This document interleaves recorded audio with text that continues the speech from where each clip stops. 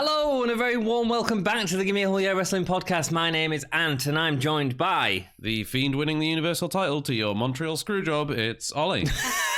Montreal Screwjob being dubbed into Survivor Series review. Go check that out. We got into a great episode. Blown argument for about half an hour about the Screwjob. It was good fun. Yeah. No arguing here. Apologies for not being here.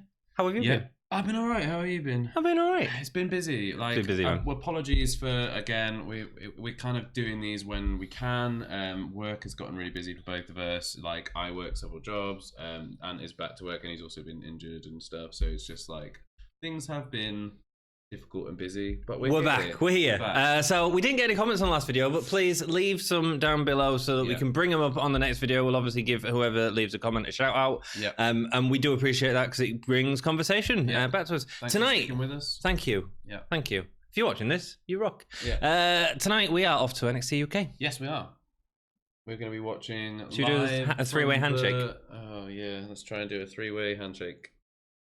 I think Three-Way Handshake sounds like a really good, terrible band. It really does. You know what I mean? It really does. And next on stage, Three-Way Handshake. I think Three-Way Circle Jerk works better. Ooh. Getting onto a highbrow start. Yes, we're going to be watching NXT UK at the Bonus Arena tonight.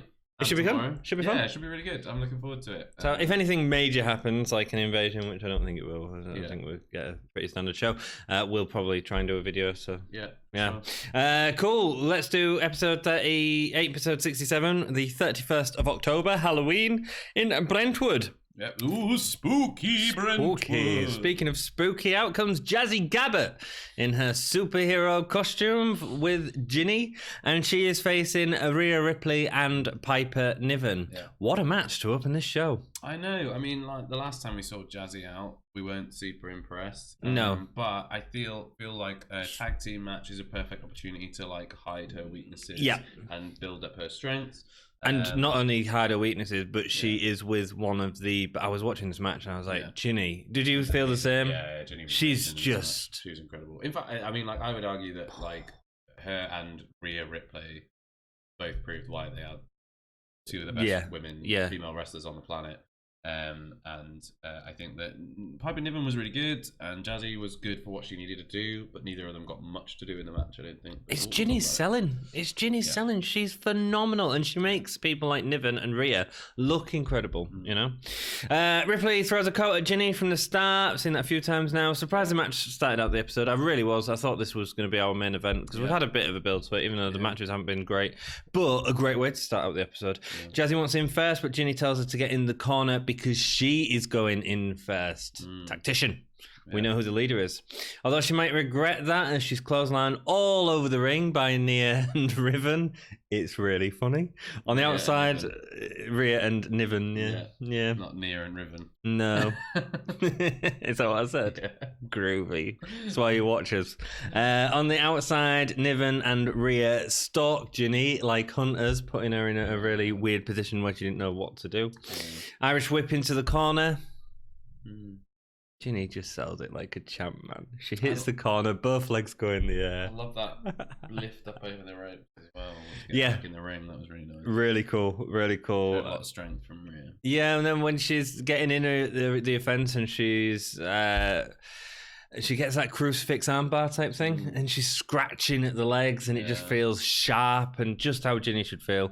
When Niven and Gabbert get in after a running exchange, Niven puts Ginny on top of Gabbert for a double standing senton splash. Nice. Niven back to belly to back on Jazzy. Doesn't get as much height as it should. No. I think Gabbert needed to jump more. I think. Reah turbo suicida over the top rope. But it looks like she gets caught. She her legs land on the shoulders, which ends up making it look like she's been hit by a powerbomb. That basically nearly hit. Well, her head nearly hit the apron, man. I mean, that could have been like really bad. Plus, the metal structure of the ring is in the center there, the tightest, narrowly remember, the apron is the hardest part of the ring. Indeed, we've been told that once, twice. Been told that every opportunity. But then she gets up and tells it like it was supposed to happen. It's a bit weird. Yeah, well, I think like she was supposed to just bowl through. Oh yeah, of course, yeah. But rather than them falling back and taking her away, they just sort of stood there. So I think it was Reah that sort of just missed it. I thought. Well, I think like she just landed short. Because if you land and the person falls back, you'll continue going. But if they stay stood up, your legs hit and then you fall back. It was very close. I think it was a combination of the two. It could have been that Ginny and Jazzy were standing too close to the apron when it happened as well. Yeah, maybe. Anyway, cool. Maybe they was expecting a crossbody as opposed to flipping over. Michinoku driver from Niven gets a pin. Yep. Nice opener. On Jazzy as well. Yeah. Jazzy eats the pin, not Ginny. Yeah. Which I wasn't expecting. I would have thought Ginny would eat the pin. But... Yeah, but the Michinoku driver looks good on her. So it looked great, actually. Yeah, because obviously a bigger person to do it. To smash them. And I don't think it matters that much about Jazzy, does it? No, I think it's a shame, isn't it? Down, like, I think it makes sense because I think they probably realised her limitations as an in-ring performer, and I think like you can't give a huge push anymore to someone who just can't work at the same level as the rest of the competition. Like, you know, Jazzy looks great, and she's absolutely like a legitimate, you know, person to be in that ring. Mae Young Classic, man, she was great. Yeah. You know, that one round match she had, like she was knocked out in the first round, but everyone was like, "Wow, we need to see more of this person because she looks intimidating, she looks vicious." Just gonna take time, man. Not as good yet. Not ready yet. Yeah. No. So, but we'll get there, and you know, she needs to be in matches, and putting with Ginny is the right thing for that. What she did in this match was good. Was good. Yeah, it was fine. It wasn't as botchy as we noticed last time. Awkwardness. Yeah, it's a shame that Ginny and Gabbett can't get any sort of rub anywhere. A-Kid versus Kassius Ohno is next. Debut of A-Kid? Not really debut. Yeah, he's been in before. He was on before, as Manfred very kindly told us a couple of weeks ago. He did. I was excited because A-Kid is good. Yep. I'd watched a little bit of his stuff from White Wolf Wrestling or whatever it's called. Did you watch the Pete Dunne match? No, I haven't watched. No, I haven't seen that one yet. No, but I do want to. But yeah, versus Kassius Ohno feels like a good. Yeah, it was a great match. Yeah, it was a really great match. So Ohno comes in and he's using his size automatically. I mean, Ohno's a lot bigger than A-Kid, and he's using it to drive down to the mat early on. But it keeps powering through, and there's some chain wrestling on the mat that's really good. And we know how Ohno's good, but sometimes it can come across as his body's not moving with his opponent very well. Yeah. It looks great here, effective, really simple. Really, really nothing high fly-y. I was expecting a high fly. Yeah. I'm going to cut down the giant, but it wasn't, and it was effective actually at putting A-Kid over, in my opinion. There was a bit of commentary that really made me laugh. Go on. That was, I think it was Nigel McGuinness saying, he was quoting Tyler Bate and said, he sees a lot of himself in A-Kid. And I was like, oh, does he now? I didn't notice that. That's funny. Yeah. It's a funny thing. Yeah, the A-Kid thing that could end up working against them, couldn't it? Yeah, for sure. It's not the 1, 2, 3 kid. It's a kid. A kid has a different.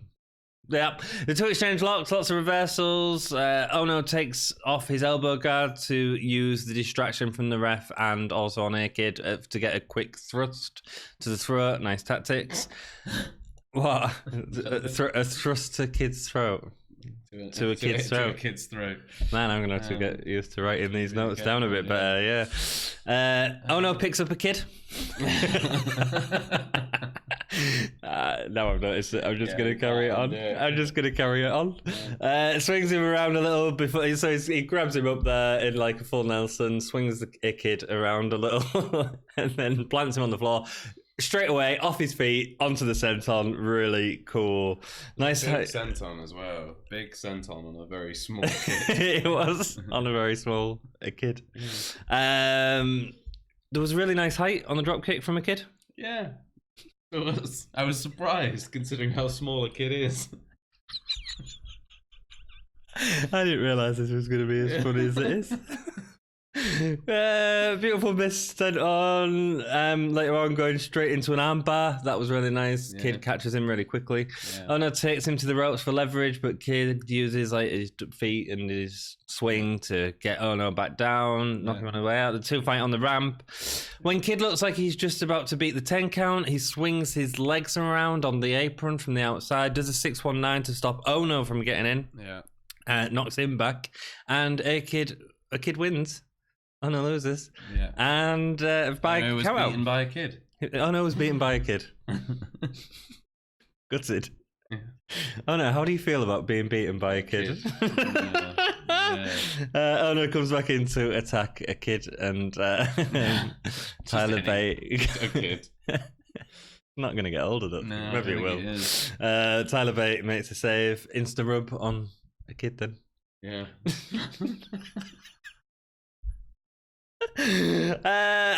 I really enjoyed this match. I thought it was a great way to bring a kid into the ring. Yeah. I mean, you need a kid in the company. I just can't wait until a kid is champion. Oh dear. Great. Yeah. I thought this match was a great new debut for him. For a kid.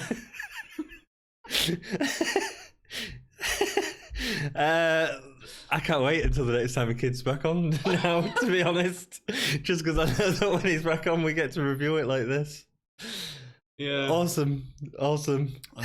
He got beat by a kid. Killer Kelly interview next. She's cleared to wrestle. In the background, Isla Dawn walks through, and Killer Kelly says that she's here to pick a fight. Is there anything else you wanted to say about last match? Yeah, she did. She hit her. Yeah. 4 months she's been out. Yeah. Meniscus tear. Yeah. I hate that. Yeah. Yeah. Rubbish. I mean, fine. Sets up a match for later or the next show. Did what I needed to do. Yeah. Didn't do any more. Didn't do any less. She's back. Yeah. And expecting her to lose. So. Better to do this and just come out next week and just be there. Yeah. Cool. Did you have else to say about the last match? It was a really good match. Sorry, it was really I good. Sort of skipped over it I think that Kid's armbar counters are amazing. Good armbar, love a good armbar counter from a kid. Yeah. The rope guillotine on a kid was was pretty grim. I think that Ohno needs to be really careful about how he's chopping a kid's throat. And Tyler Bate versus Kassius Ohno is going to be really fun. Who is Tyler Bate? Tyler Bate versus Kassius, which are inevitably the two. You alright then? Yeah, dying man. Yeah. You make me laugh with a kid. Yeah. Roy Johnson versus Joseph Connors is next. Roy back after his appearance in the first UK tournament in 2017. A long time ago, all of a sudden. Yeah. Roy Big Wave Johnson. Roy Big Wave. If you take out the Roy, it's just Big Wave Johnson, which I mean, if you take out what Johnson is. No, explain. A Johnson, like your Johnson. I get it, yeah. If you take out Wave, you get Big Johnson. Yeah. So, if you actually turn his name into an anagram, you get... But Big Wave... Yeah. Big Wave Johnson? Yeah. Oh, like swinging? Yeah. Okay. Swinging is Big Wavy Johnson. All right, okay. No, he's Big Wavy, isn't he? He's Big Wavy, not Big Wave. I can't remember. Big Wavy Johnson. Just, like, that's got to be a joke, right? It's puppetry of the... Big Wavy Johnson. If I said I've got a Big Wavy Johnson... Roy Big Wavy Johnson. Yeah. Yeah, it's not a good name. Now I can say, I've got a Roy. Which means I've got a big wave. This has been a weird episode already. It's great. A perfect episode. And go into Connors with high shoulder jacket. Yeah, new coat. Yeah, he's got the handprint on his chest as well. Been in a match recently. Yeah, Interesting. It's just too big for him. He does wear a lot of oversized clothes. He wears oversized clothes. He needs to start teaming with Ginny, man. He needs to get a bit of fashion advice from Ginny. We can have like promos where they just go shopping together. Yeah, too right, man. Primark Princess. Can't wait for that chant tonight. Yeah. Roy gets offence from the start, but Connor soon turns it around with a clothesline, beating Roy in the corner, beating Johnson in the corner before using the post to wrench at Roy's arm. He continues to baseball slide him in the corner. Johnson hits a backbreaker before lifting him on his shoulders, but Connor's wrenches at his eyes. As he's doing the baseball slide, it's like, welcome back, Roy. Nice to see you, Roy. Come again soon, Roy. Yeah, he's good. Yeah, talking a lot, isn't he is. Good old Joko. Yeah, he'd stopped for a while. I'm glad he's talking again. The rolling neck snap of Connor's that we've seen a few times looks great. It does. Looks great. You know, I hate the Fiends, like the whole breaking the neck thing. Yeah. I hate that. Yeah. I really hate it. I think it feels different, feels unique, feels scary. Feels cool. I get it. Keeping with the Fiend. I get it. I just feel like it could kill you if it was to happen, but it's not. I assume he's doing it in a way that's. For me, it's a bit like bringing a knife out to a wrestling fight and it being one of them protractable blades. Okay. Do you get what I mean? Yeah. I mean, feels. I will say, the devil's advocate to my own point, that if you want to avoid kids killing each other, probably having like a really brutal neck snap as one of his signature moves when the Fiend is so popular. Look, is probably... the band the stomp, let alone something. But then brought it back. Yes. Which. Yeah, but at least a stomp, you have to be in a certain position for a kid to attempt that, as opposed to just going behind your friend and just surprise. A kid. a kid. But the rolling neck slap, I really love. It feels fluid. It feels unique. I really like it. And Connors gets a win after "Don't Look Down," saying it as well. Don't look down. We need to try and catch that tonight because it's really hard to catch. Yeah. He just does it so quick. He does. But I think it's probably because he doesn't. A little bit more setup. That's the problem with, I think, though, is like a heel that talks, is that like he doesn't really want the crowd to be on side and chanting his thing along with him, does he? If he was of the stature of someone like Jericho, I'd say I'd completely agree with you and say that's a really clever way of doing it. Because he doesn't have that following yet, I'd say building his thing is more important. Building his thing is more important. Fair. Judas elbow briefly. Jericho's finisher, back elbow, really underwhelming finishing move. I think that's intentional. I think just so that it's like so that the crowd don't cheer it, and I think that's so clever. Yeah, but bringing it back onto exactly what you said, I think at the minute, because he's not that established, it needs to be this big, powerful move. It's like when Pac stopped using the red arrow. Yes. Because he knew that was like a poppy move. So instead, go for a submission, which is like. Oh yeah. No, it's great. Nice. Oh, how did you feel about the count-out finish for Ohno and thing? We didn't talk about that. You don't like count-outs normally, but I thought that was so cleverly done. Yeah, I thought it was fine. It was good. Yeah, and it gave Ohno a reason to be annoyed. Yeah, and it didn't make him look particularly weak losing a count out in that manner. I've always wondered why they haven't done more stuff like that, where it's about to be a count out and the other guy just keeps pushing him out or like knocking him down until it's like nearly at the 10 and then rolls back in. Like no one ever seems to do that. They throw them out the ring and then wait inside for the 10 count. Whereas if you were outside with them, you could just slam them on the ring steps over and over again, and then as soon as you got to a 9 count, just pop back in. It feels like you could, the way that you cheat on 2K, and it feels like, but this was really clever. I thought it was really smart. Good. Better than Tyson Fury and Braun Strowman, put it that way. Oh yeah. As Connors leaves, Kaylee Ray enters the ring. Promo time. Yeah. We have all heel champions, man. Yeah, we do. I mean, Gallus is sort of becoming. They're tweening, aren't they? A little bit. Trying to. Yeah. But yeah, we do have all heel champions. I'm fine with that though. Like, it gives the baby faces something to chase. I would if it was on TV. Walton doesn't feel like he's been anywhere near TV. Kaylee Ray, he hasn't been the strongest champion yet. Gallus, I mean, it's Matt Coffey. I mean, it's sort of the weakest of the top of that tag team division. Well, I don't know. I think they really proved themselves in their actual title chase. I think in that triple threat and in the following match with the Welsh Wet Wives. He's getting good. He's getting better. But I don't think he's at the level of Mark Andrews, Flash Morgan Webster, Grizzled Young Vets yet. No. You know what I mean? Yeah, probably not. But I mean, got to build stars, haven't you? Of course you do. But I don't know if you need to put championships on them. I don't get this. I just don't follow what they're doing. I don't know. I'm into it. Cool. I'm into it. Right, so Kaylee Ray's in the ring. What makes the day even better than her being out is that Toni Storm isn't here. And she has her belt in her possession. Kaylee Ray talks about Zai Brookside using her name a lot. Zai thinks Kaylee Ray cost her the title, but she is smart, lives in the real world. Kaylee Ray stands as our champion. Rumble didn't really do out, did it? No, a bit long-winded. Was expecting an interruption all the way through, didn't get one, which is fine. It's nice to have a bit of a change in that regard, but I don't know, I was just a bit like... I would have preferred Zaya to have some sort of squash match and Kaylee Ray to come out and do this in a shorter form with Zaya there, I think. Yeah, maybe. Would have been a bit better. Yeah. Gallus outside promo. Cool, we're getting these. Gallus in the pub. These were outside the pub having a fag. They weren't having a fag, but they could have been.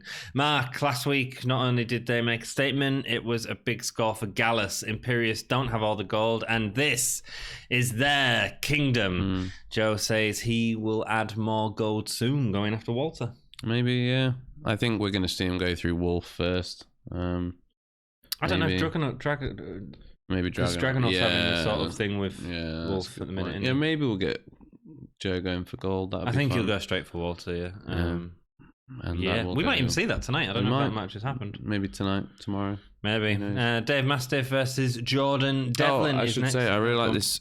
This is Our Kingdom and You Just Live in It. They did it a couple of weeks ago and they've brought it back again. Actually, as a continuation of like This Is Our Kingdom, it actually works really well. Yes. And You Just Live in It. And maybe they are becoming more face with that as well, as opposed to being the sort of, I don't know. Yeah, it's clever. Yeah. Cool. Dave Mastiff versus Jordan Devlin is our main event.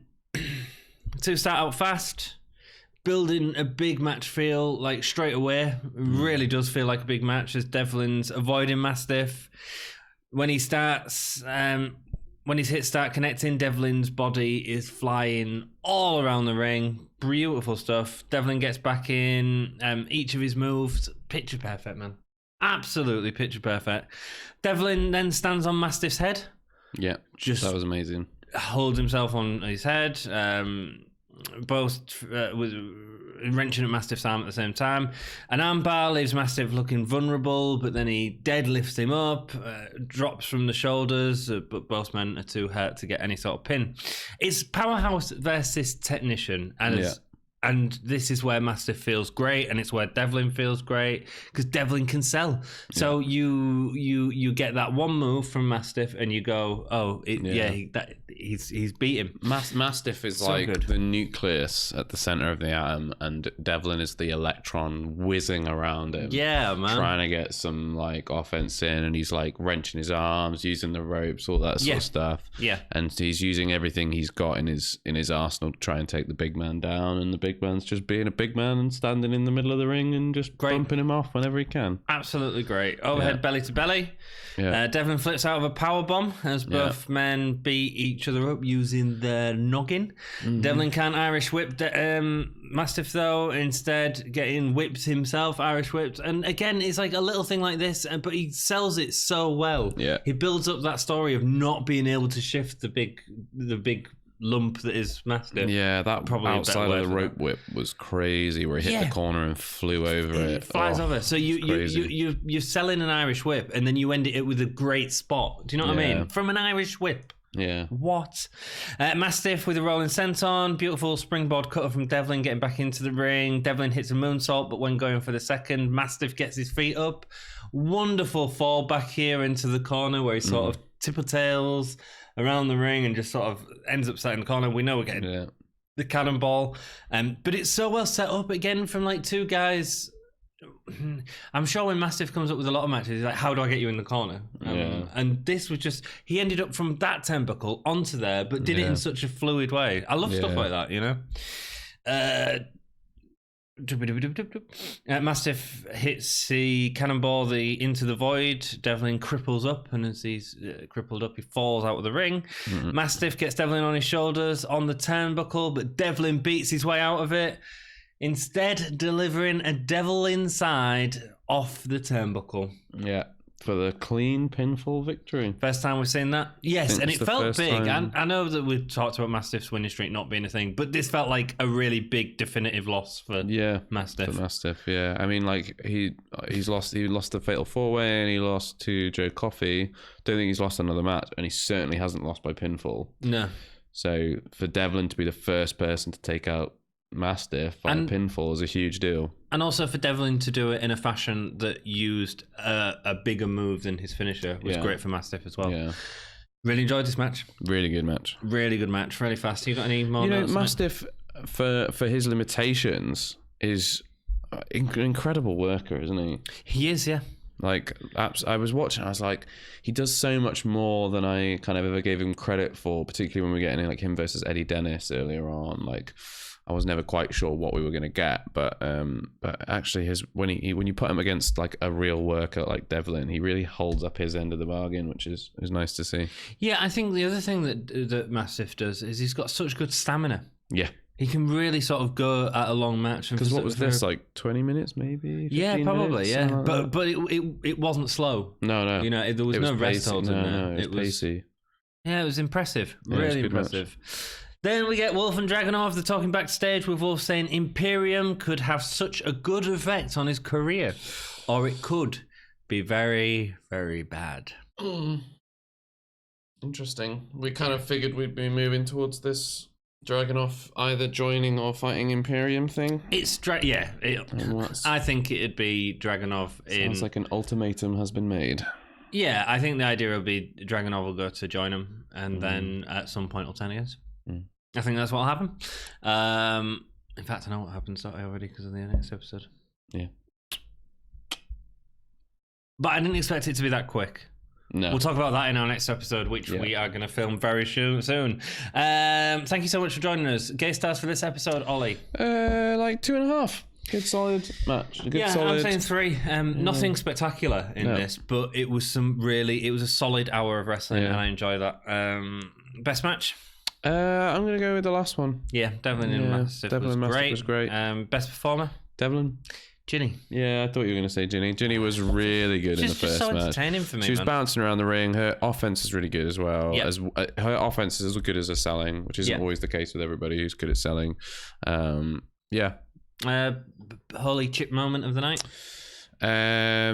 Probably Rhea Ripley doing a front flip out of the ring and nearly smashing her head on the side of the ring. Yeah, I suppose that was. I've gone for Devil Inside. From the top rope, yeah. That was really cool. First time we've seen that. And it worked. It worked okay. It worked pretty well, yeah. I mean, not perfect, but it wasn't a bit as slidey, clean as we see it. And it was more or less just he just sort of pulled him off and... Yeah.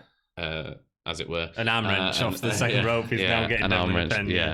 But I think, it looked enough like what it was supposed to be for it to be convincing. It's not a move that you ever think that could happen. Avalanche. So, interesting. Groovy, thank you so much for joining us. If you're enjoying the podcast, please subscribe to the channel. It really helps us out. If hit that like button and leave us a comment at the bottom. Hit the ring bell and that'll give you notifications. Ding, ding, ding. If you want a mug for a little bit of a brubly. A little bit of brubbly. A bit of brubbly.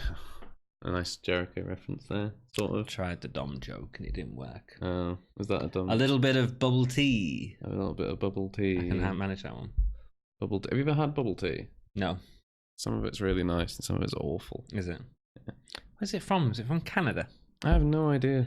They had it in Hong Kong when I was there, and it was like little balls of gelatin inside of a thing of tea. Do you want that now? No. Groovy, watch it. Stay with us, something like that. Yeah. And comment down below, just like give us stuff to work with on the episode. Thank you so much for staying with us. And keep it most emphatically GAHY.